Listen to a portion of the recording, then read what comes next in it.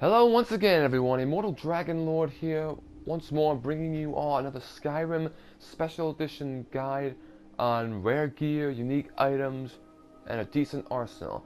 And this time, I have another twofer for you guys in terms of the Thieves Guild. Both items are essentially related to the previous Elder Scrolls game, the Elder Scrolls 4 Oblivion. One is a returning weapon, the other does relate to Oblivion, but it's also a larceny target. I'll explain more on that in just a moment. So, you could get these items early on if you wanted to, but I would highly advise against that, unless you are actually this far in the Thieves Guild storyline, because there's a glitch which will screw everything up.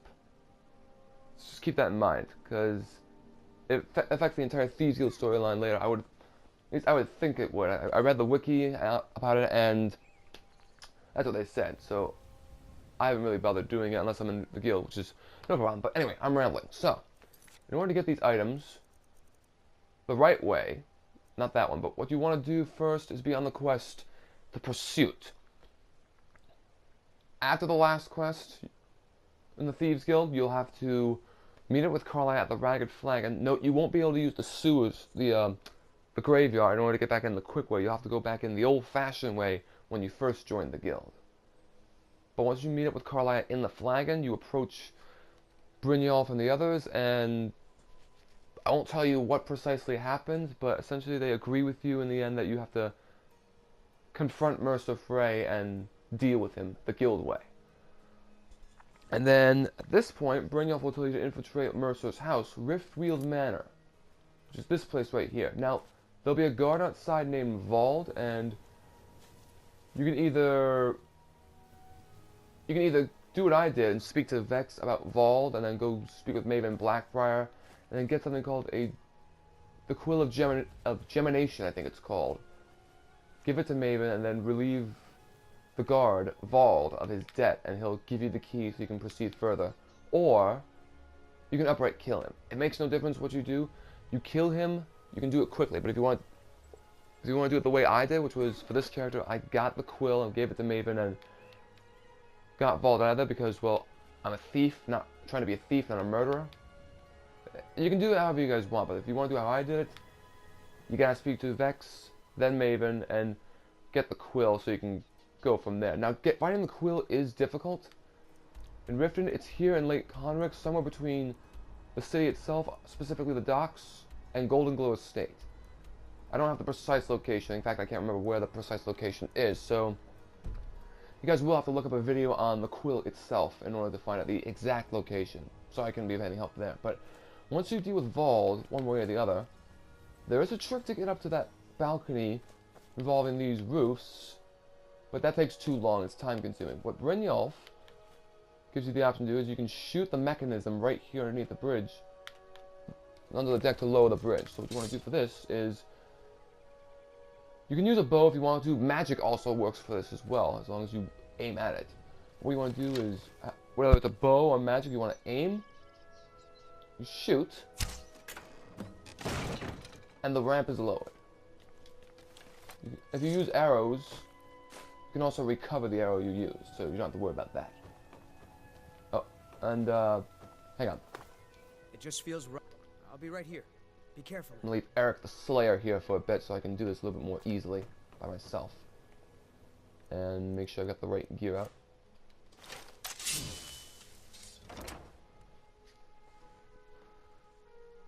Once you get inside Riftweald Manor,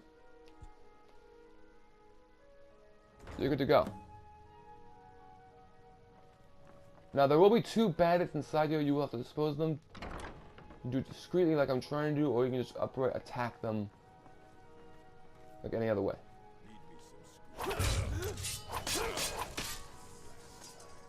I'm not gonna bother looting, it's gonna waste time.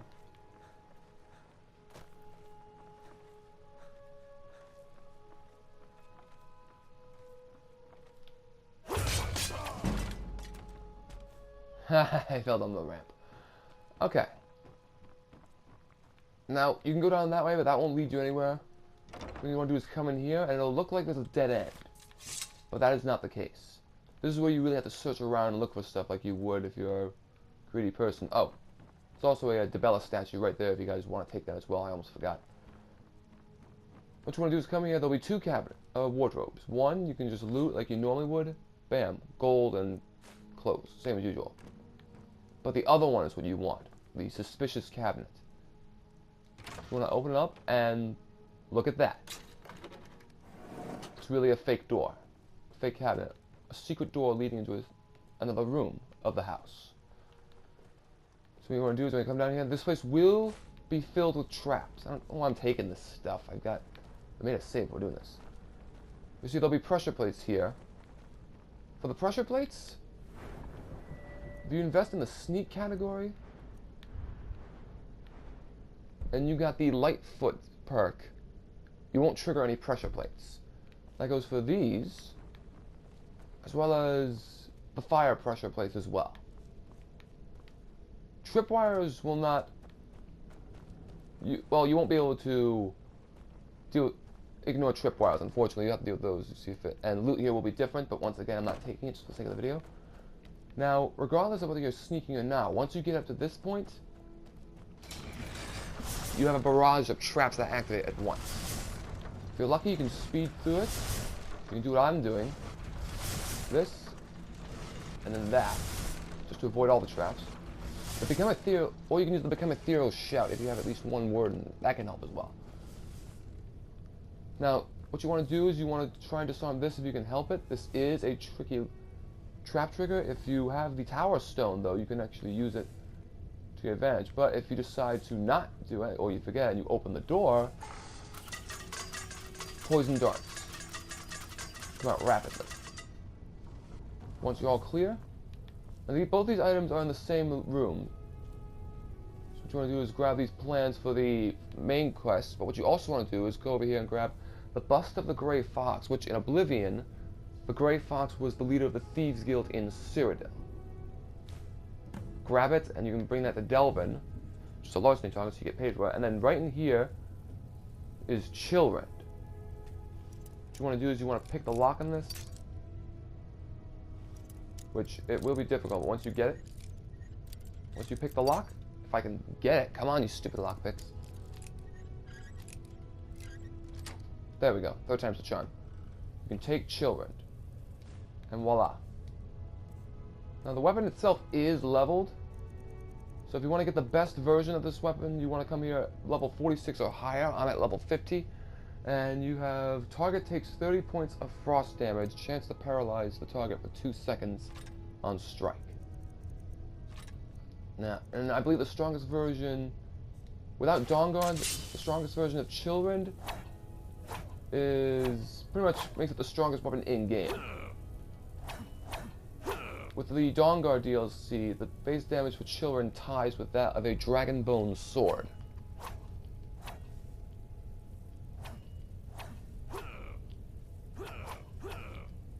With the Dragonborn DLC, this is just the second strongest weapon in the game.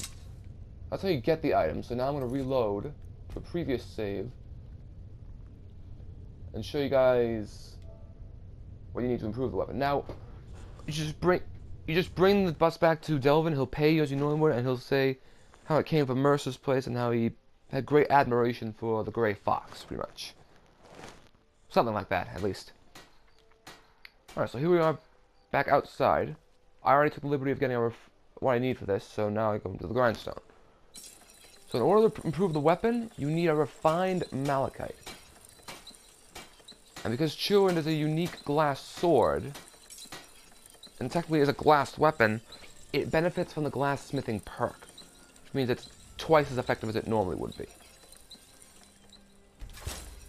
Ah, so close to leveling up my smithing. Needless to say, this is one very cool weapon.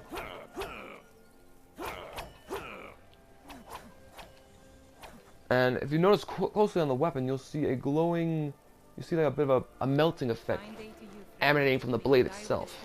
Like it's actually ice. It's a very, very neat feature to this weapon. And when you hit the person, when you hit anybody with this weapon, it actually will paralyze them. It'll give you a chance to paralyze them, but it'll also encase them in ice for a short period of time, that 2 seconds. For those of you who are wondering. And yeah, a couple other things. This is obviously one of my favorite weapons in the entire game. I don't use it often, but it's a freaking awesome weapon. And this is actually a returning weapon from Oblivion, because there's a quest in I don't know, I'm prepared for this in all honesty, but there's a side quest that you can do in Oblivion. I forget what it's called. Come on, stupid laptop. I'm trying to look this up real quick. Bear with me for a sec, guys. Chillrend.